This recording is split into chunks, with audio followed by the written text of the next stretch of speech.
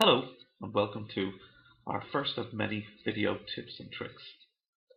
Given the nature of our tips and tricks, we have decided to put these all up on video. The tip I've decided to go with today is the tip that I get most oohs and ahs on when I show these in class in classroom situation. The tip I picked today allows you to create multiple lists in multiple sheets rather than having to use the copy and paste. So the current workbook I'm in, Tips and Tricks Part 1, you can see here has 3 worksheets in it. Now I'm going to add a 4th worksheet just for this example here. You can see I'm just going to move sheet number 4 to the end of the workbook. Now what I'd like to be able to do here, or the scenario that I'm going to give you here to start with, is quite often you find when people need to create the same table or the same list in multiple sheets, they create it in that first sheet and then attempt to copy and paste it across multiple sheets. The problem they encounter, and as you know, if you've ever tried to copy and paste data from Excel, a lot of times the formatting doesn't come over right, column widths, formulas, that kind of thing. So I'd like to show you a tip that will save you a huge amount of time when you're doing stuff like this. So what I'd like to do here, first of all, is I'm going to take sheet number 1 of my Tips and Tricks Part 1 here, and I'm going to rename that 2015. I'm then going to take sheet number 2 and I'm going to rename that 2016, and then I'm going to take sheet number 3 and I'm going to name that 2017. Okay, so I'm just going to work with 3 sheets here, but you can have multiple sheets in here. There's no limitation really on this. I'm just going to work with 3. Now before I create my new list or table, what I need to do here is I need to group these 3 sheets together. And the easiest way to do this, select the very first sheet of the workbook, hold down your shift key and then select, in this case, the 3rd sheet. What that does is it takes the 3 sheets and puts them into a temporary group. You can see that down the bottom left here on my sheets, but if you look up the top, you can also see that it's in group mode. This is like a temporary group mode. So now that I'm in group mode, what I'm going to do is I'm going to create my table. I'm just going to do something very simple here.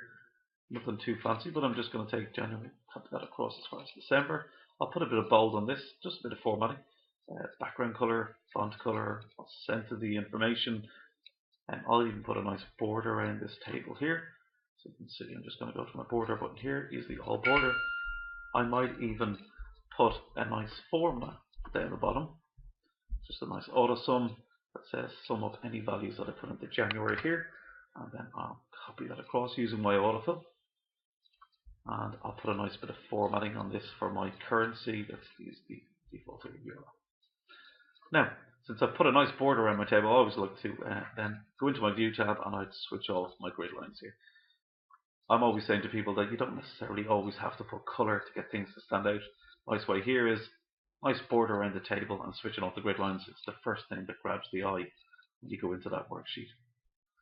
Now, I've spent the time designing my table. Unfortunately, in most cases, what most people would do at this point is they would highlight that table and then attempt to copy and paste it across. But we now know that you don't have to do this. So my last step, before I show exactly what it's done, is I need to take these 3 sheets and take them out of group mode. So the easiest way to do that is just select the sheet that's not part of the group. So you can see sheet number 4 here, so I'm just going to click on sheet number 4. Now you'll notice that it's taken these 3 sheets out of group mode, and if you look up the top, it's not saying group anymore. So let's go back to 2015 where I originally created the table. There's a nice formatted table or formatted list. But the great thing about this tip is if you now look in 2016 and 2017 without one single copy and paste, you can see it's duplicated the list or table across the board. So as you can see, if I need to duplicate a table or list across multiple sheets, I can use my shift key. If you're looking for individual sheets, the best key to use there in that scenario would be the control key. I hope you liked the tip. Make sure you go to our Facebook page, www.facebook.com/iactonline, because we'll have many more tips and tricks up there.